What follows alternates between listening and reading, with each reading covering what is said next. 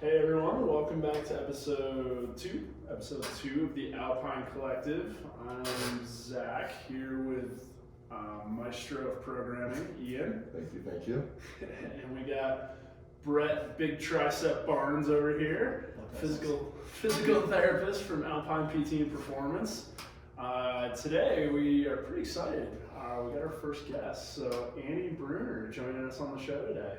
Yeah, happy to be here. Thanks, guys. So, for anyone who doesn't know Annie, can you just give us a little bit of like your professional and athletic background? Cool. So I grew up, I played a lot of sports growing up, but soccer was my main sport. I still consider myself a hand sport athlete, so I was a goalkeeper in soccer. I'm not very good on the field. My indoor team can attest to that. So I played soccer my whole life, starting from age 4, I think, preschool. Basically, when I could walk, I started playing soccer. Played lacrosse, tennis, and basketball growing up with those, and then I specialized around 8th grade. So from 8th grade through up in college and afterwards, I played a little bit too. But always goalkeeper, so hand sports are my jam. And then up until now. Yeah. So now I still compete in whatever comes up. I just like to have fun. So if it's CrossFit offers a lot of competition, which is why I heavily CrossFit right now. Spartan racing, I play tennis still quite a bit, and still play soccer. Man, what about your background, like professionally? So professionally, I graduated in 2013 from college. I played at CU, and I went overseas to play in Switzerland for quite some time.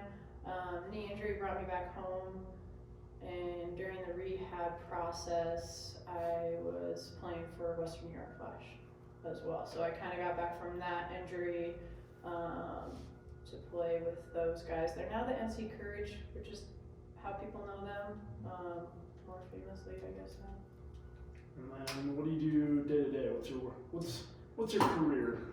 Day to day. What brings I don't know what comes first. I would say probably the thing I'm most accountable to now is I'm a landlord. I own the spot that Alpine is out of, so Alpine PT, Alpine CrossFit, and then we have a few more tenants outside of that.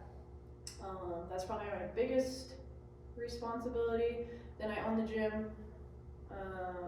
Ian does most of that, thank God. So my responsibilities are pretty light on the gym side, and then I help Rep Fitness with product development. So you got a lot of free time. So much free You don't know what to do with all that free time. Yeah, I don't know what Netflix is, but none of that. So it's good. Fair enough. Yeah. We're gonna dig into your CrossFit for a little bit, and then definitely go back to your injuries when you're an athlete, professional athlete.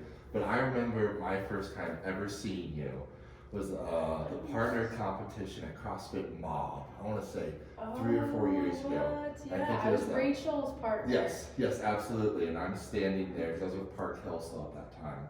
Yeah. He had a backwards hat on. Oh yeah. A red sleeveless shirt, just doing burpee box jumps, the fastest I've ever seen. Yes. And I'm like, this is a bigger girl. She is moving. Yes. Absolutely moving. 3, 2, 1, go, and I. Yes. Yeah, so that's Blackout. Yeah, that's insane. Yeah. Okay. That's the first time I remember seeing you. Yep. But how did you get into CrossFit? What happened with that? So I got into CrossFit almost right after graduation. I was up in Boulder. I graduated in December, so it put me in a weird time where I didn't necessarily have the resources that I was looking for to go pro that were kind of consistent. The strength coach would have given me some time, but I mean, they've got so many teams that training an individual to get ready to the next level, just for what it's worth, wasn't a huge priority.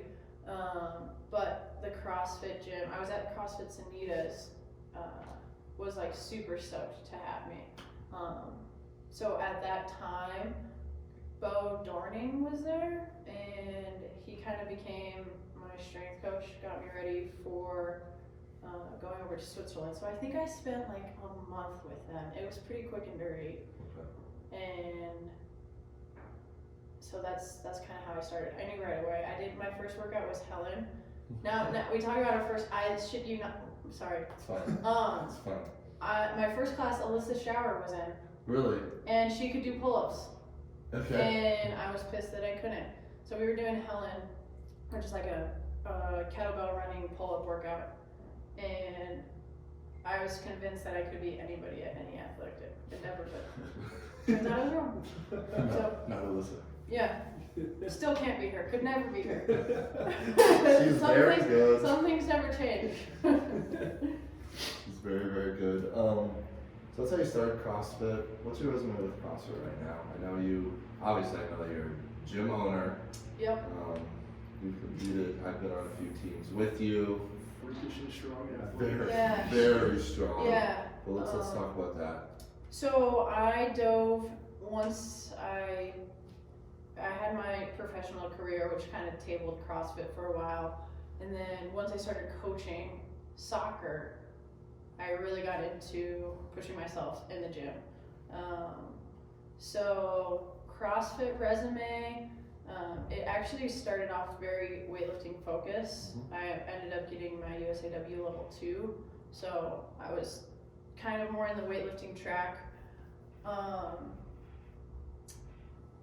Do you want I don't know. Like I said, I'm pretty strong, but I'm terrible at gymnastics. So You've gotten better. You've gotten better. I'm sure. getting much better. Tell us some of the comps you've been in, because I know I've seen you at Turkey Challenge. Turkey Challenge is a You're big at one. South Fit. Yeah, I went to a sanctional. Shout Yes. out. I dropped into RX though. Those girls were way too good. I would say some of my best, like back when I was coaching, my Sanitas team took 3rd at Turkey Challenge. That was probably one of our better showings. Decent Spartan racer too. So I would say right now, I didn't know that CrossFitters could be so good, so I've been focusing way more on endurance than strength, because turns out you can medal a lot easier in Spartan racing. Spartan, we still love you. It's not too easy. It's just right. It's perfect. Yeah. Don't ever change. Don't ever change. Please. I mean, we do have a handful of Spartan racers at our gym. They're not just Spartan racers, but they are like nationally worldwide. Just like wow. Yeah. Just today, Steve told me that you have to, every time you move a weight, he plate pinches his weights to his bars. So they're always training. I've seen him jump up and just hang on the rings for like extraordinary amounts. It's not fair. Where I can barely hold myself on 2 rings, and I watched him just like one arm, one ring. So yeah, those guys are like next level. They got the season pass. They maybe one day. Yeah. Have to be a much better runner. Take us into.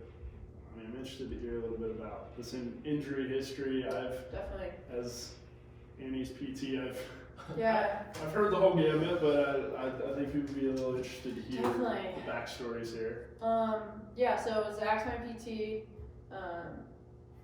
I'm finally to a point, I think, where I don't have any nagging injuries, which I never thought I would say, so that's pretty cool. Knock on wood. I know, knock on wood. No nagging injuries, but as entrenched in soccer as I was, I exposed myself to a lot of risk, I think. So I tore my ACL in, I guess, is that 2006 or so? I was a junior in high school, and it was the state finals. Tore my ACL there. Rehab, no problem, I thought. But I grew a big cyclops lesion, had to get that out because I didn't have any range of motion. There was so much scar tissue in there. I kind of lose track of all of the history, but down a few rabbit holes, my latest knee surgery was 2 years ago. I tore the root out of my meniscus. And that was kind of just like between my coaching career and going like way too hard at CrossFit, my meniscus root tore out somewhere in there. That surgery put me on my ass. That was almost harder than the ACL surgery. And before that, that's kind of all my knee history. I had really, really bad thoracic outlet syndrome, developed that sophomore year, just from all the diving. The impact just, I couldn't feel my hands, I couldn't write, I couldn't open doors.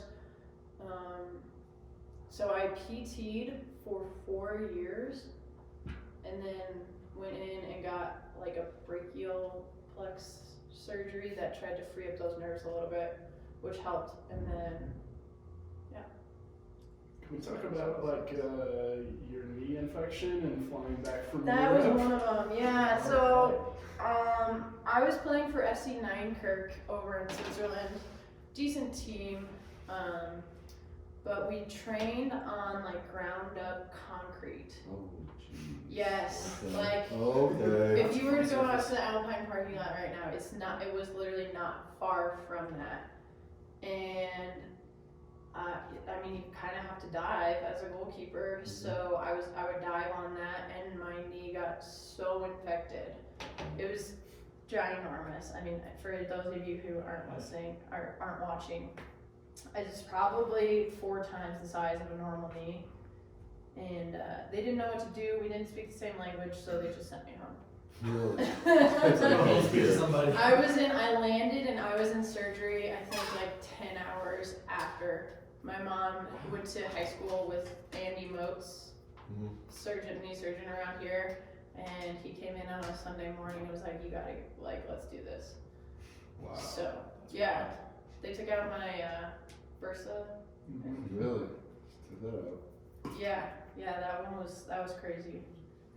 So I'm kind of interested to like, I don't know, I guess as a PT, I don't think of like kind of the PT I do is different from like Way different. normal PT, but I guess can you kind of like explain a little bit about like how you felt like it was different, like kind of more performance based PT versus like, I don't know, beige office building with some bands? Right, it's definitely changing the paradigm.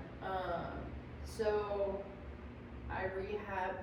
you rehabbed my root repair probably, but we didn't start until almost a year after. Because I was convinced that I'd been through enough PT that I knew what I was doing, but I still just needed the accountability. And so I made Zach train me once a week. Okay.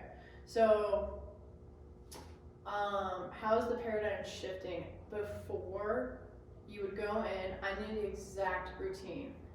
You heat up the knee, you put it through a range of motion, you maybe do some strength exercises, and then you ice the knee and stem your quad. And it's like, okay, all of that took an hour somehow. Like, I feel like ice and stem and heat was half an hour of it, probably more. And it wasn't challenging. It was just like some basic exercises.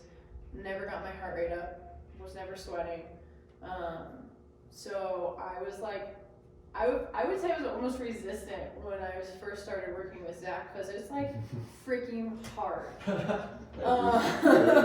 It is hard stuff. So and that's when I really started to learn that injuries don't have to be like super restricting and confining, because we worked so hard. Like, the workouts were some of the hardest workouts, and I told him I thought I was gonna cry one time. I think you did cry one time. Pretty sure we have the next camp footage of. Yeah, we have that saved somewhere. Look for a video, Alpine. There might be a video. There's a video out there, of him torturing me. And it was just like cool. It was so cool. It was challenging. We were progressing, and I felt like I was like some of the most fit. That was going into Turkey Challenge last year, which I placed pretty well as an individual. You did. Yeah. I remember that. You did well. So, And before that, I wasn't jumping, so. Yeah, you done a box jump, you didn't do any of that. Yeah, I think I took like 6 or something like random. I was like one place below Megan. Yeah, it was. So. That's the Megan Marquis, by the way. Regionals athlete, Megan Marquis. Regional Sentinel. Probably should qualify for the games, but we're not going to talk about that. Right. As someone who doesn't know as much about, physical therapy and all that, because I don't have that degree, I don't have that master's laying around you guys to pick stuff up. With her knee surgery and then the rehab that she did and the rehab you did, what would you say from both of your guys' views, like, was different, or like the game changer and all of that? Because like you said, you were saying how like his style is very much so different. Let's dig into that. Yeah. I think that'd be. Do you want to? I don't know. I think I approach rehab very differently in that I think everyone deserves the right to move, and I think everyone deserves the right to do what they want to do. And I think like taking someone's goal and then working together with them to achieve that. I mean, I've unfortunately seen a lot of PTs who just like they get their goal in mind and then that's where they stop. Like, hey, I want you to be able to do stairs, and it's like, well, they want to be able to run an ultra. Like, there's probably going to be a disconnect here. And PT's like, well, yeah, but if they can do stairs, like, that's pretty good. And that's not a knock on all PTs. Like, I'm not saying a lot of them do that. Like, Brett's an awesome PT, and he doesn't do that stuff either. But I think given my background with like strength and conditioning and coaching and all that, I've always taken kind of a view where I think the body has the ability to adapt to the stresses put upon it as long as they're done in the correct order, progress at the right rate, and done in a controlled manner. And I think me and Andy would set goals and we'd be like, all right, we're gonna crush this. Like, hey, next week, like, we're gonna do 30-inch box jumps, but we didn't start there. We started with like working on hopping on the ground. We legit did. We did like 12-inch box. Yeah, so because I remember like I'd watch Andy jump and like there was just a lot of stuff that was kind of funky that we needed to fix, and I was like, has anyone watched you jump? Like, didn't you jump in PT? And like, nope. Like, so how, like that stuff like that is like I think what really bothered me seeing, and then that's like I've always taken that as a PT and been like, you need to watch someone move. Like, you can have the strongest quads in the world, but like if you don't know how to use your body, I mean, like where that's not usable, So I think so there's more learning for sure. Yeah. Like he'll put you through the movement in a mild manner, and then like you're learning. Yes. Yeah. How to do it, and then similar to kind of like a CrossFit mentality, it's like let's get the mechanics, let's get it consistent, and then he will freaking add the intensity.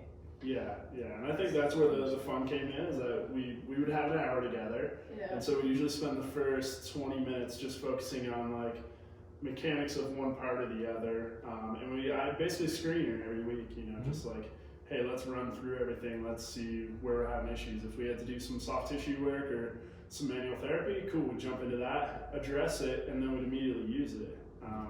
And that's where I think the magic really happens, is using it. I think people get excited to get a little massage or something, and then they just want to chill after, but that's not how you keep that stuff. So we would kind of screen her, and then we would go over mechanics, and then we would take stuff that we had previously kind of mastered the mechanics on, and I would just mastermind that into a workout that would allow Annie to feel really challenged and would be really productive, but it would all be in a safe manner. Yes. And I think that's where kind of like the biggest difference kind of comes, is that like some of those workouts were like, we'll link some of them in the YouTube video or in the podcast. They were not easy work. Like, they were workouts sometimes I look at and be like, not easy on that, but the nice part is throughout the whole thing, I mean, I could watch her move and then see her move under fatigue. So I could watch her as she would get more and more tired,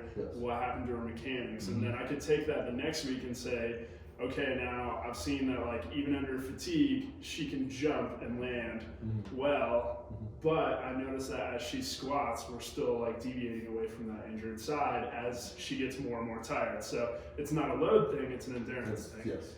So then we have to work on that. So I think that's a big thing too, is like as you watch people move, you got to make these mental notes and then correct it, you know? So that was kind of the nice part of having like a whole hour just one-on-one, and being able to focus on all that. So I think that was kind of my I made huge gains. I mean, before I started with Zach, I wasn't running, I wasn't jumping.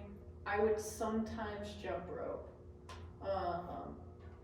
Now I'm doing, like, we made the 30-inch box. I thought I was being funny. I was like, well, let's make my goal 30-inch box jumps.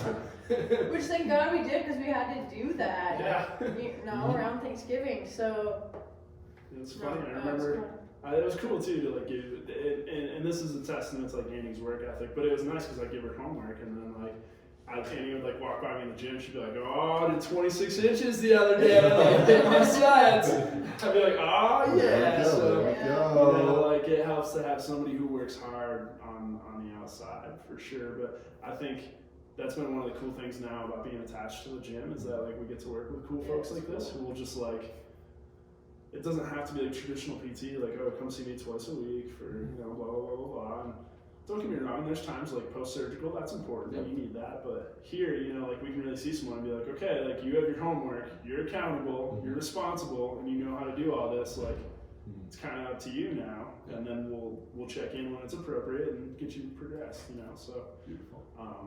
It's been a really cool opportunity to be a part of the gym with you guys, because it's been fun to work with. Well, Ian, the programming's awesome, and then we've been able to work together on the warm-ups to kind of prevent injuries. My goal is to put Brett and I out of business. We hope that there's no more injuries, so that's our goal. That's the goal. That's so working together. I mean, from the programming standpoint, it's a complete game changer with having warm-ups that you 100% can trust and know that we're snatching overhead today.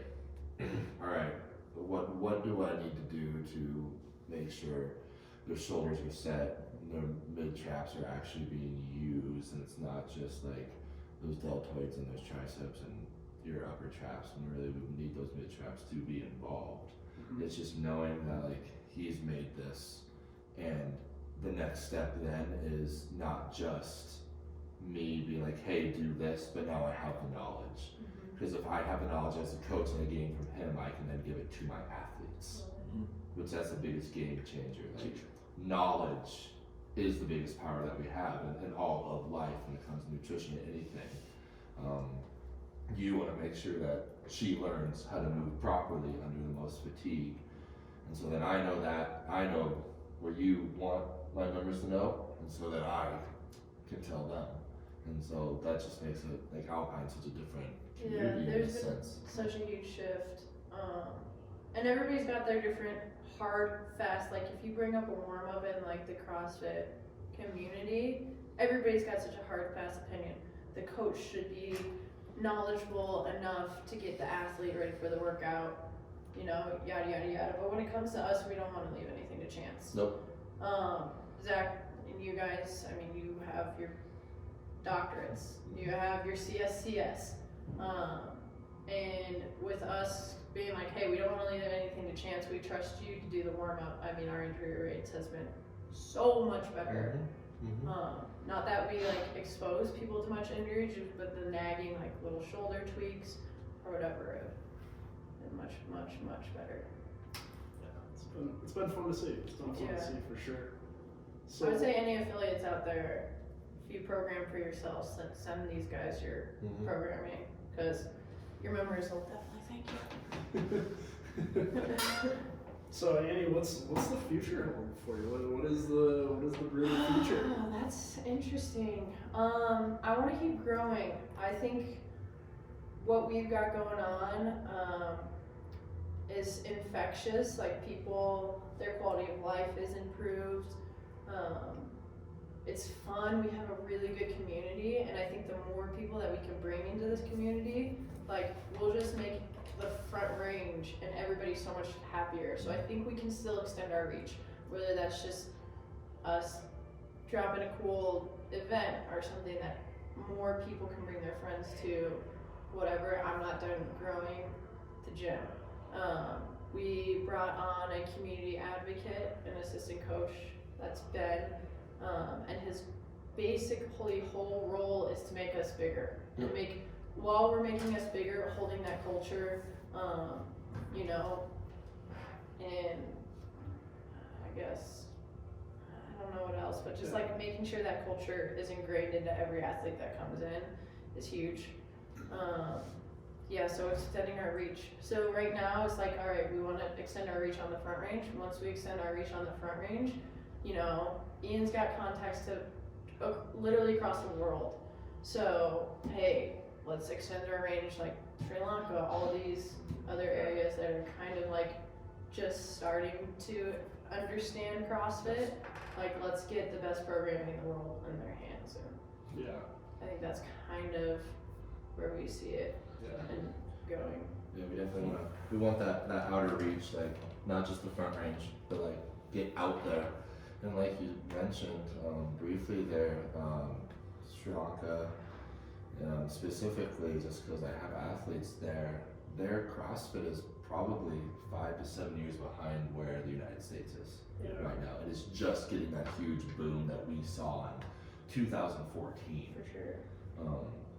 And so like with us, now that we have a partnership with Sugarwater and everything, it makes it a lot easier for us to spread what we know as, you know, with your physical therapy, with my programming, with Annie's business knowledge, just to try to help out and guide people in the way that we see is fitting for sure, and building that community 100%. I've been at Alpine for 3 years now. Yeah. It's never been this big. Never been this big, never been this cohesive. Yes. Like, and I think you guys kind of feel it too. This community is just different. Like we really do life together. It is. It's really cool. Sunday mountain bike club. Sunday mountain bike club. Sunday Super Bowl. Sunday Super Right, Bowl. That's coming up. Can we give previews of the future? I think I've heard rumors of paintball, maybe. Yeah, we've been paintballing, whitewater rafting. Well, yeah, that was a good time. We Yeah. didn't lose anyone. Yep. That's always a plus. Terrifying. We were worried there. God bless you, Anahan, for still coming.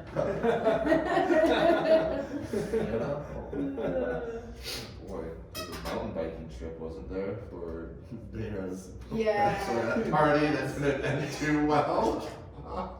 See, they get hurt outside the gym. Yeah. We don't give the warm-ups for mountain biking and other things, we just do the workouts. So. Yeah. I feel like we should talk about business a little bit. No, I agree. I think we should go into that because we're doing something very different. Yeah. You guys are attached to us, so Literally. I think it'll be cool for like Couple doors. affiliate owners out there too. I mean, they're always trying to expand their services, like see what's successful out there. Yeah. Like, first off, I think it takes a lot of guts to be like, these guys both had full-time jobs. So to just be like, all right, you know, we believe in this approach so much, which as you guys get to know us, I think you'll kind of see how their approach is different. And it really does take that break away from the norm to get more traction in this approach. And you guys freaking took that step. So when were you like, all right, let's do this. Let's quit our jobs. The time is now. Can we talk about how Annie just became the host of our podcast? Right? She's literally I took it I over. want to know your guys' because we haven't really gotten into Our this. guest today is the Alpine Collective, hosted by Annie. Yeah, right? I think it was probably like mid-October. Something like that. Like, Yeah. We've been like talking about opening up a clinic together since we graduated, but it was Yeah. something that was like, kind of like, you know, is this really gonna happen anytime soon type of thing. And so yeah, October, November kind of rolls around, and you know, we get this whole thing, ball starting to roll a little bit. Yeah. I think It became real. Yeah, Annie came and said, "Hey, I might have a spot. Would you want to open a clinic?" And it was kind of like, "Well, now or never, I guess." I'd been working at Alpine for over a year, but it was kind of like limited hours because I would work outside my full-time job. So I knew that we could have a lot of fun here and have a big impact here, and it would be a unique model. And then Andy showed me the spot, and I was like, yeah, this is definitely it. But luckily, Brett was brave enough to come along with me because I kind of looked at it and I was like, this looks super cool, but I think I want somebody else who's like-minded to come with me. And so luckily, Brett and I went to school together, so we kind of have like similar mind thoughts there. And then he was also a college football player and has been doing. Anyone who's not watching right now, Brett's triceps are huge. So he's trained a lot. So yeah. I mean, one of the things that kind of I really enjoyed, kind of won me over into this thing was, like you said, is the community here. Knowing that we had a nice support group literally right next door, and that we could kind of get this newer model going, and we had people that we worked with really, I think, become very successful. Yeah. So I think that was huge. Yeah, for any affiliates out there who are looking to do it, like, if you have any questions, feel free to reach out. I'd be happy to talk with you. But I think it's been really cool too because it's such a symbiotic relationship. Like, it's so nice to be able to go over to Ian or you or be like, hey, you know, like we worked with so and so. This is what's going on. Like, we need to limit this and this, but like, don't let them slack on the other stuff. Like, they still like it's gonna be good for them to move. Like, they need to be in here doing stuff. Like.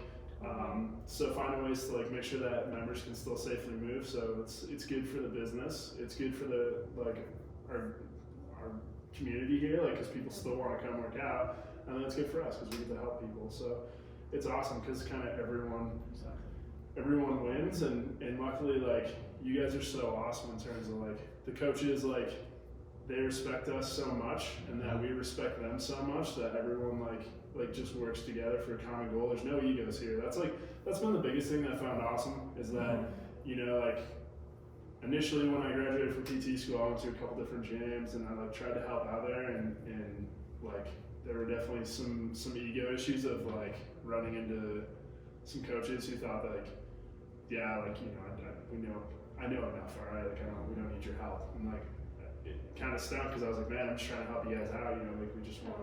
Yeah, so that's been the greatest thing here too, is you guys have such an awesome staff, and everyone's like really respectful of each other. Like, so.